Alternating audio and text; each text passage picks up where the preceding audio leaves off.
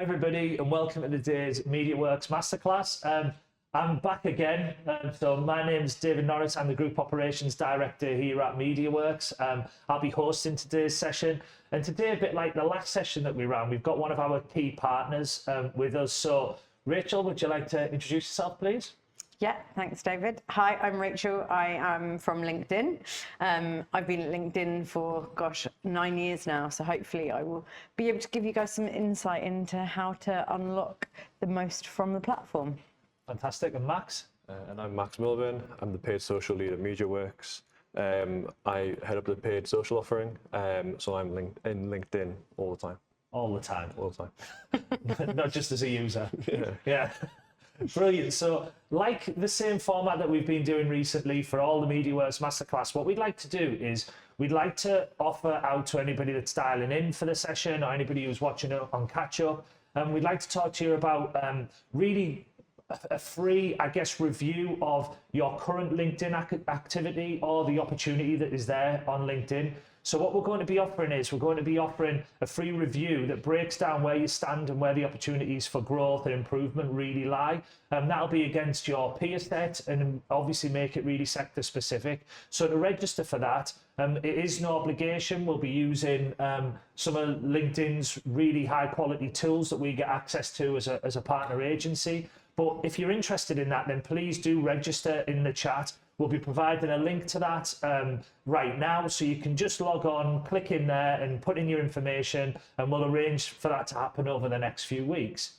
I think the other thing to really highlight is that we're starting with LinkedIn today, but we are then running into our PPC Masterclass series. So for anybody that wants to learn anything more about PPC, particularly across the areas of brand planning, creative excellence, and ultimately performance marketing with a focus on automation. And I feel like it wouldn't be a masterclass of 2025 if I wasn't mentioning the word AI. We will be covering AI in the final session, but the next one of those will be starting in 2 weeks' time. So I guess to start today's session, I think we're looking at really understanding B2B marketing nuances. I think it's really important. And I know it's something we've been speaking a lot to on the back of a lot of the B2B Institute's research that was undertaken alongside LinkedIn that really highlighted a really key standout fact for me, where we start quite often, is that really only 5% of people at any given time are actually currently in market, if you like. And what we often see on LinkedIn, and it's a theme of today, is a massive focus on trying to target those people who are in market at that point. But actually, what we'd say is we need to open that up, because we know that there's a much wider play here and a much wider game here, Max. Yeah. With the majority of users on LinkedIn not actively searching in market for products, it's really important to put that groundwork in and get those brand pieces out there.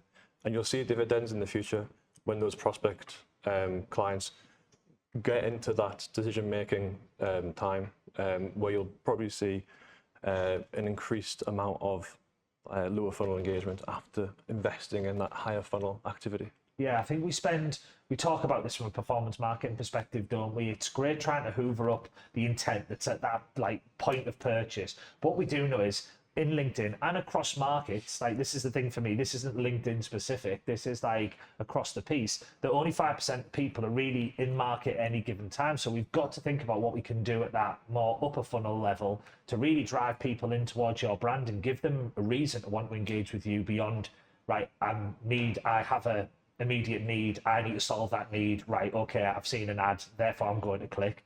We'll talk about some of the statistics around that later on as we go through. But again, if you're trying to do that, we've often seen very limited outcomes. Yeah. If you try to run only conversion pieces on LinkedIn, you'll end up hitting a ceiling quite fast. Yeah. And you, without putting that investment into that brand piece, you'll start running out. You'll see the cost per leads or cost per acquisition just slowly increase. And without any type of investment higher up the funnel, you're just going to see the kind of conversion, that 5% is going to run out quite fast. Yeah. One of the things that I would also just emphasize is that the more you get in front of that 95% of the people that are out of market, potentially at the time that you're going to market, it will drive efficiencies for you and for your businesses over a long-term period of time, rather than just being focused on the short-term dividend of trying to get people to convert that are in market. Yeah, and I think that leads really nicely into these statistics here, Rachel. I think, like, I know we've talked quite a lot about that day one list. So I think that probably what I'd say here is, for those not used to seeing this information or seeing this information for the first time, so that day one list really is so important, because what we're seeing on the left is that the percentage of B2B buyers that start with a day one list of brands in mind is 86%. So that's saying that 86% of all B2B buyers start with like brands in mind, almost a list of brands where they think, right, okay, I've got this challenge, right, okay, I'm aware of these brands in the space, so I'm therefore have an affinity to those brands, versus trying to almost get into interruption marketing. It's about that more long-term play. Yeah, so you have to get onto that list in the first place, and in order to get onto that list, you have to target people when they are out of market. Otherwise, you're not going to be on that day one list, and you may miss out on the purchase. Massively, and I think that's really what that highlights, isn't it? That 92% actually purchase from that B2B buyers day one list. There's only 3 brands usually on that list as well, which is really interesting. So it's all about getting into that top 3 in the buyer's mind at the more upper funnel activity, rather than trying to interrupt and almost do a piece of conversion. Because as linked with the previous slide, that's only 5% of any market at any given time. So building that brand and really making sure that you've got that trust and you've got that brand salience amongst your key audience is absolutely imperative. So I guess a question then leads us into sort of memory mix modeling. And again, this is, people have probably heard about marketing mix modeling or media mix modeling. And I think on the left-hand side, what we mean by this is utilizing different media types to get in front of a key audience or different audiences. I think the key thing for us on the right-hand side, though, Max, is around that memory mix modeling, isn't it? Yeah, and I think there's like 2 ways to separate the memory mix modeling. There's one which is how different people engage with different formats. So you want to make sure you have just good visibility across the different ad formats on LinkedIn, but also that has to be relevant to where they are in their journey. So making sure that we're using like appropriate video content for something that's a brand piece, educational piece of content, and when we're trying to drive something that is a bit further down the funnel, making sure we're trying to do something as tailored and as direct as possible, where you'd probably be looking towards something a bit more like a carousel or a message ad or something like a single image. Yeah, and we're going to share out with some of the success stories that we've seen about using, I guess, as a result of using different ad formats. But I know, Rachel, you were talking about sort of video and the role that that's playing on LinkedIn right now in terms of the statistics that the platform's seeing around this. Yeah, so we're seeing the highest rates of engagement across video ad formats and organic content across the platform. Video is by far and large our most engaged type of content on the platform, and so thinking about how to use it across different objectives and throughout the entire funnel, it is going to be really important for brands, I think, moving forward. Yeah, and I think it's interesting, isn't it, that video does perform in that way, because I think there's an authenticity as well about video, and I think there's a thing around typology of video content as well. I think we used to think of video almost as TV adverts, you know, it had to be that polished content, whereas I think what you see more on LinkedIn is that, dare I say it, a bit more rough and ready, a bit more authentic. Yeah, especially from a thought leadership perspective, it's a really good way for you to be able to bring your personality and authenticity to be able to speak to how you as either a company or an individual that is posting content, like to assert your authority essentially over your industry or within the specific sector that you are trying to kind of own or to expand within. Yeah. And I guess We do talk video, Max, but I think we wanted to really pull out a couple of examples where we, as an agency, have seen real sort of developments and progress in the sort of throughout 2025. Yeah, outside of video, we're constantly seeing LinkedIn like changing and evolving. And at the moment, these are some of our like success stories that we're seeing across multiple clients. And the two examples I'm going to give now, one relates to something a little bit more direct, something that you want to near that end decision-making opportunity. And the next one would be something a bit more educational and brand topic ownership type of content. So the tailored messaging ads have been really successful in reaching out to individuals that you kind of have really defined small group of job titles, or if you're doing like ABM strategies where you really know that who that person is, and that kind of like really personal outreach really increases the likelihood of them going through with that final conversion, because it doesn't seem like just an ad on the timeline. It's someone reaching out, and you can open up conversations as well as push people towards conversion. And we just pulled up a few of our headline statistics that, including recipient's name, increases open rates by 21%. If you personalize based on a job title, 48%. And just having a short and snappy intro message of under 500 characters can also increase just the click-through rate. But that obviously leads on to further messaging and further conversation. Yeah, and I think that's a really important element here. I think it is about how you do tailor that content towards a specific individual. I think that's always been the thing. One of the standouts for me with LinkedIn is we know, for example, like CPCs or CPMs, etc., are going to be more on LinkedIn, but it's because of that targeting capability. You know, you can reach that right audience on the platform. And I think the thing I'd say is then once you've realized you're going to spend that money, you've got to really make the most of it. And I think like tailored messaging for me is a really good way to do that, because it is a really clear way of getting in front of the right users in a way that does achieve that cut through and direct response. You will see so much more engagement if you focus on the audience versus your product. Yeah, and I think that's a really, really valuable point. I'd probably say that as well across the wider piece. I know we'll talk about context and content later on, but I think we also see that come through there, where quite often what we'll see is buy this product now, and you start going, actually, it's more about building that that relationship and building that brand trust and brand values.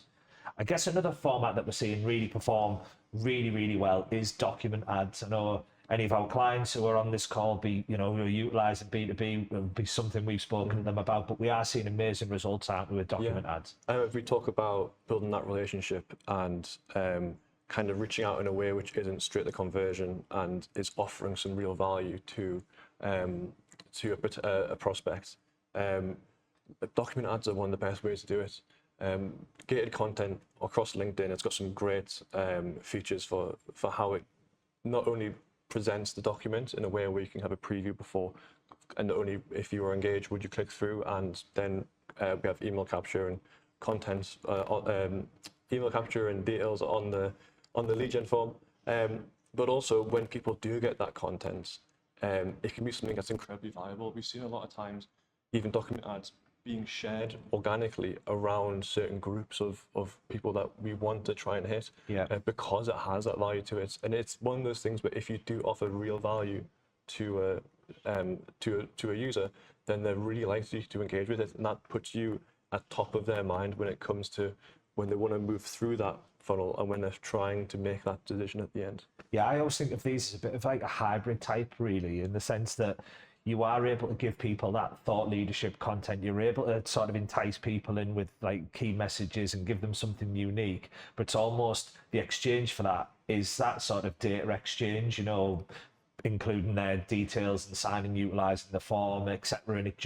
And the barriers to do that are so like eroded by LinkedIn, so it makes it so easy for people to give their information to go and progress through the next stage. So it's almost people qualifying themselves in and out as they see those ads, which I think is a really nice feature. Yeah, you get a whole lot less spam and a lot less irrelevant email leads coming through when you offer that content, because only people are going to fall through are going to be people that are interested in that content.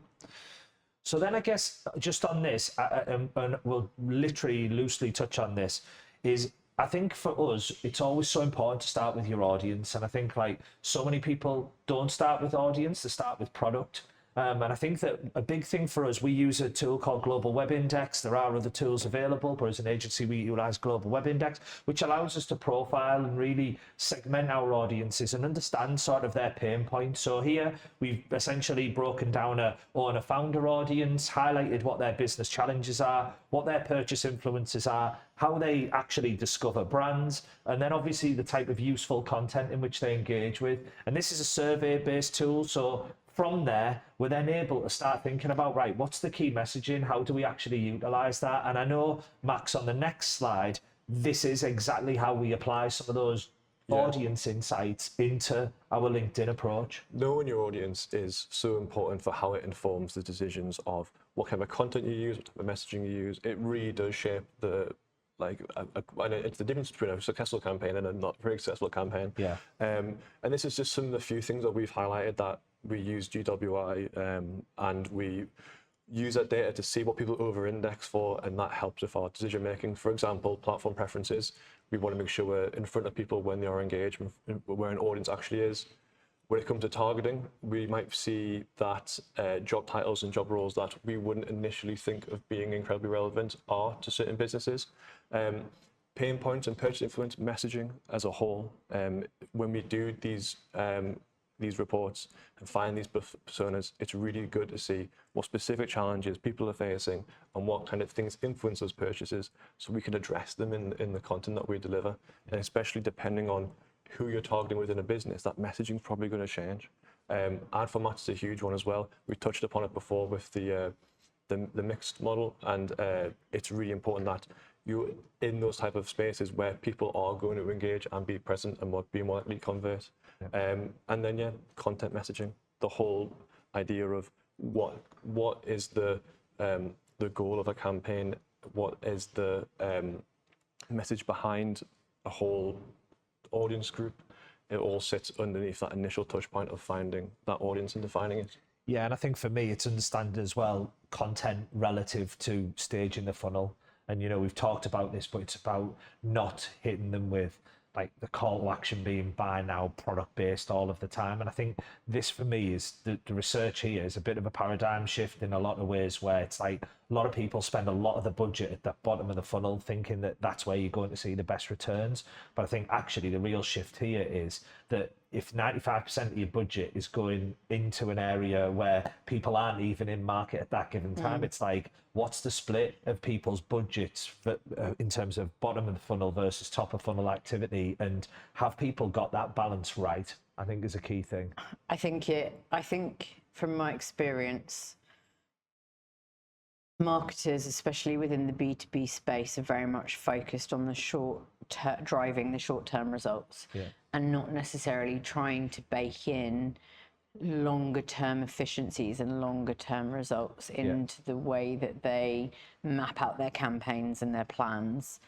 And in order to make sure that you're driving as much efficiency for your businesses over a long-term period, you really have to get that top of the funnel piece right. Yeah, and I think that's always the challenge, isn't it? Though I think in the sense that I get it why somebody would be like, we're spending this money, we want to see this volume of results, but I think it's looking at it differently. It's looking at it over the long term. It's looking at it not in terms of, right, we're going to spend £10,000 this month on LinkedIn, and this is therefore we're going to put it all in the bottom of the funnel because we're going to try and capture that 5%. It's like, no, the most efficient way to do it is actually consider that split of budget across the funnel. And consistency, I think is also really, really key. So consistency over time, making sure that you're always on and always delivering some form of brand awareness or like middle of the funnel content to your audiences, to make sure that they're just always going to be warm whenever you then come in with that. To make sure you're on that day one list. Yeah. You know, I think that's the really key aspect of this. Again, I think we've touched on a lot of these, to be honest, Max. So I'm thinking we shuffled past them, but you know, there are different approaches here. We've talked on the last slide about creative choices and ad level and the targeting approaches that you need to take. Yeah, this slide's just to highlight the basics that we use across all paid social accounts to making sure we're running things as effectively as possible. So it's just all about, again, defining our audience through targeting and tactics, making sure we're testing. And even though we might have a really informed audience, we're not going to just stick with that. We're going to try and leverage as much data as possible, as well as when we do our creative and when we're testing these formats, running these formats, we're not limiting ourselves to just one format. We're making sure we're always testing the messaging and the copy and the creative. Yeah. And I guess this is a really interesting slide for me. This again is something from Agency IQ, which is again something as a partner agency at LinkedIn we have access to. But I think this really starts to, and it is something that we're actually going to include in the review that we do, for the free review that we're going to do for anybody that signs up following this session. But I think for us, it really allows us to understand where people fit within that content and context piece. You know, are you currently seen as a thought leader? Are you seen as a quiet threat in the space? And again, number of metrics there we can look at, Rachel.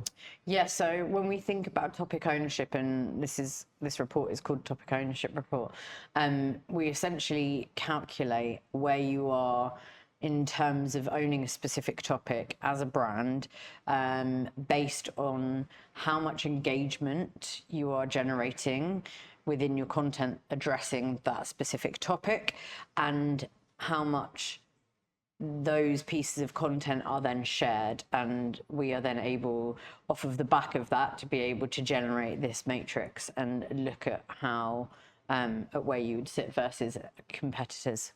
Yeah, and I think for me, this then lends itself into thinking about what type of content you're producing, where you're putting your energy, where do you sit, how hard you're going to have to work in that space. And as well, I think it highlights probably some real interesting competitor insights around what are the competitors who are, for example, in the better performing quadrants. What are they doing? What are they consistently sort of seeing over a period of time?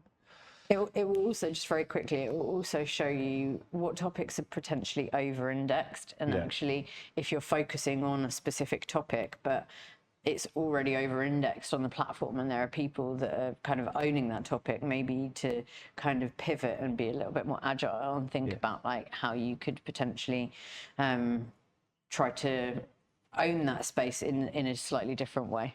Yeah, and I guess the final thing to really highlight is how do we achieve that cut through? And I think we've always talked about that, but again, that creative element, we've talked about this in terms of the memory mix modeling that we drew upon right at the beginning, about utilizing different formats. But I think as well, it's about not just using it at a campaign level, it's using this at a brand level. How do you achieve that cut through your creative, through your context, obviously making sure that your brand does stand out? Because I often think that inevitably in the platform, people think it's that targeting is going to be the one thing that sets you apart, and actually we can see it's fourth on the list. Yeah. So if you think about going back to what we were talking about at the very beginning, about how 91% of purchases are made from the first 3 people on a on a list, on a day one list, you have to create brand saliency, and you have to be able to ensure that your brand is memorable for the people that you want to convert at some point. And you don't do that through your audiences, you do that through the creative and through what you put in front of those people. Yeah, I think it's a really valid point.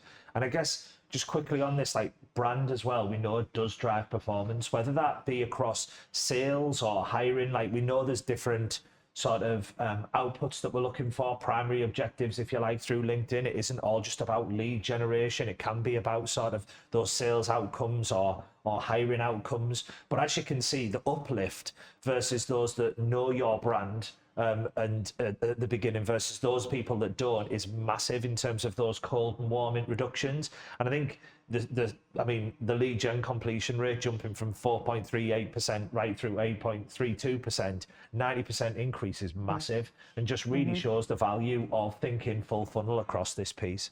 Yeah. And I think then the final section that we really wanted to go through was hidden buyers. And I think this is, again, something that a lot of thought is going into across MediaWorks right now. And I know LinkedIn sharing a lot of research around this, but understanding the role of hidden buyers. I think we talked there about targeting particular key audiences. But what we find is that actually half the decision-making influence sit outside of your target audience within an organizational context. So this is, for example, we spend a lot of time targeting people who will be the end user or the product owner within a particular business. Whereas actually, this hidden buyer group is people who are probably involved in the process. So process experts whose job mitigate the risk. So we see massive groups in there around finance, procurement, IT, infrastructure, etc., that are all part of the decision making that probably we're not targeting quite in terms of often where we're thinking about that primary target audience. We often just go straight to end user. Yeah, I would say it's either end users or the decision makers, and you forget the people that influence those decisions. Yeah. There can be a tendency to forget those people. And I guess just on this, Rachel, like we see that there's sort of a range of different criteria and the way that the criteria is split. So the blue represents hidden buyers versus target buyers. So what we see really is that hidden buyers place a lot more emphasis on brand than they do product features or things like innovation, etc. across the three metrics we've given there. Yeah, so the hidden buyers are probably less likely to fall under what your brand would consider to be the ICP or the target buyer, right? And so those people are going to generally probably be slightly less interested in product specifications, product features, and what you and your products can offer them. They're going to want to know more about how your brand and how you as a business can help them and their business more broadly. So with less detail and less specifics around from a product perspective. Yeah, and 100%. I think the metrics here really are often lean into that trust piece as well. It's about building that brand presence and building trust in your product, because what they want is they want to mitigate risk. Yeah. They want to make sure that they're with a stable brand in that space that can deliver long-term performance, not, oh, it's got this brilliant feature that actually is going to be outdated in 3 months and that we're going to have to go through this process again. In the B2B space, especially where we've got longer buying cycles and often longer periods of engagement than a straight B2C or direct to consumer offering, I think it's so important that sort of we've got to think about how do you build that trust piece over a period of time. Especially when we're thinking about people that potentially sit in privacy, procurement, legal and finance type roles. They are going to be really, really focused on that. So building trust with those type of functions is going to be really, really important for brands, especially moving forward in the way that we are, the general tech space is moving at the moment with AI. That's going to become more and more important. And I think when we see this, you see that it's really so interesting, isn't it, pulling all of this together when you look at sort of, in terms of buying committees that successfully make a purchase, only 4% only the recommending function knew the brand. So what that's saying is that that's the person who's being targeted knew the brand, and that only works in 4% of instances versus 81% of instances where a wider buying group's aware of the brand, so other key decision makers. And I think that to me is sort of all the evidence that you need to be targeting that wider buying group and looking at things like account-based marketing and hidden buyer groups on the platform, which then leads us just, I know we've got only a couple of minutes, Max, but into some of the tools that are out there from a LinkedIn perspective. Yeah, so when it comes to creating these audiences, there's a few different approaches you can make on LinkedIn. So obviously you can jump into the occupational based targeting where you can filter through several different ways: job function, job or specific job titles, just depending on which way, which group that you want to target. And when we go back to the testing processes that we have, we always make sure we are testing these different methods. And the other one is that one of the newest rollouts by LinkedIn is the buyer groups. Rachel, do you want to touch on that? Yeah, so the buyer groups feature within our targeting capabilities is essentially leveraging our development within AI to build out specific groups of decision makers within different, I suppose, industries and sectors, so that we can ensure that you're able to include those hidden decision makers in in the process of your marketing campaigns. We're in beta at the moment. It's something, I think it's an open beta, so everyone can access it at the moment. But we are developing it, and it's a really key area of focus for us in terms of building out our AI-driven targeting capabilities. Yeah, and I think this is a way to utilize and lean into the technology here in a way that right now we're having to do that on a manual basis. I think sort of looking at this as an example where we've sort of got the core champion, we've got influential users that we would utilize and target, and then there's also another group of tertiary stakeholders that we would target, Max. And then I guess for us it's about sort of we have to manually go and discover those groups like currently, and again we've seen some amazing results. This is a real example that we have with one of our tech clients, and what we started off with was targeting the core champions, job title based targeting, individual reach out, tailored content for them. And what we found is as we expand this influential users and into the tertiary audiences, we need different messaging, different content. And the way that we discovered this was by going into the analytics of each of our campaigns and seeing who's engaging with our ads the most. So even though we were really highly trying to focus on like CTOs and digital transformation, we saw really high engagement with finance, procurement, and enterprise risk, as those were going to be key decision makers in the adoption of the service. And hopefully with the expansion of buyer groups, this will be something that may be a bit more automated in the future. But in the moment, we're going in and we're finding those audiences ourselves. We're using GWI still, and we're just expanding, not just focusing on that initial group, but all those different groups that make up that buying decision.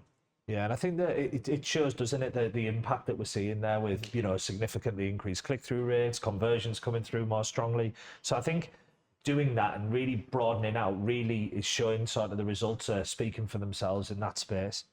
I think, look, as B2B marketing continues to evolve, I think people have got to really think about understanding all audiences and making sure that we make that day one list. I think we've got to think about memory mix modeling, so understanding the options, so testing different ad formats, making sure that we've got distinctive creative that achieves cut through. As the third point says, creative is the biggest contributor to sales in an ad campaign. Like achieving that creative cut through so important, and being distinctive and standing out. And then ultimately understanding that brand drives performance. Like, don't see LinkedIn as just a pure play direct response channel. Like, we've got to think about it more as a full funnel solution. I think we've talked about these as we've gone through in terms of some of the key issues that can block LinkedIn growth. I think the key one that we would call out there would be just making sure that in terms of the bottom left, that the issue that we often see is that people aren't thinking about that trust building content, that thought leadership piece.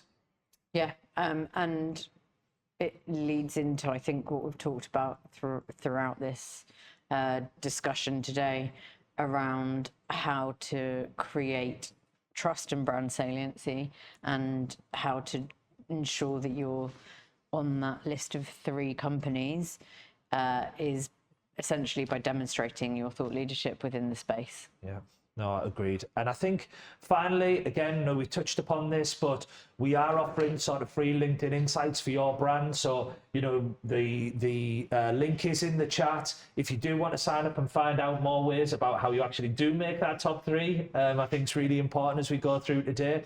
We'll obviously put some tailored solutions together, or tailored ideas and insights together for your brand to understand how you do stand out in that space and how you currently compare against your peer set. I think is really important. I think finally, just to say, to say thank you very much for the session today. Thanks very much, particularly to yourself, Rachel, for coming through and sharing some of those insights with us from LinkedIn. And obviously that then takes us into the next in 2 weeks' time, we start the PPC Masterclass series with MediaWorks. So again, you can see on screen, do join us for those future sessions. But thank you very much for joining the session today. Thanks, Max, and thanks, Rachel, and enjoy the rest of your day, everybody. Thank you.